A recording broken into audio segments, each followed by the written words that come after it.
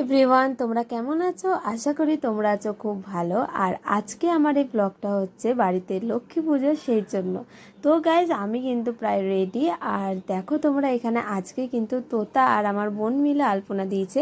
এই বাইরের পুরো আলপনাটাই কিন্তু তোতা দিয়েছে, আর এই সমস্ত কিছু কিন্তু বোন করেছে। তো যাই হোক গাইজ, চলো তোমাদের সাথে আমাদের ঘরের প্রতিমাটা একবার শেয়ার করে ফেলি। আর এখানে তো দেখতেই পাচ্ছ কত রকমের এত কিছু মেনু, সব কিছু আজকে মা লক্ষ্মীর জন্য।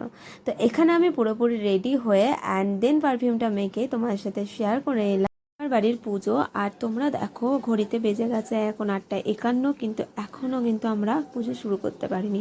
কারণ আমাদের ব্রাহ্মণ আসার কথা ছিল কিন্তু 7টা থেকে 7:30।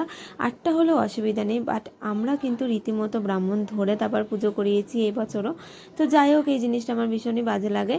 তো যাই হোক, এরপরে ভালো মতো পুজো শেষ হওয়ার পর তোমরা দেখতে পাচ্ছ এখানে আরতি, আর আরতি মানে প্রায় পুজো শেষ। তারপরে মা পড়ে নিল পাঁচালি, আর মা পাঁচালি পড়ে নেওয়ার পরে কিন্তু এক এক করে প্রসাদ দেওয়া শুরু হয়ে গেছিলো। তো ফার্স্ট স্টেপে আমার বাবা একটু প্রসাদটাকে টেস্ট করলো।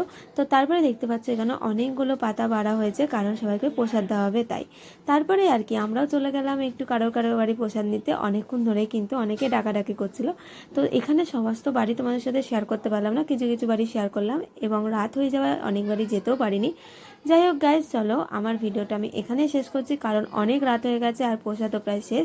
তো চলো দেখা হবে নেক্সট ভিডিওতে। আজকের মতো টাটা, বাই বাই।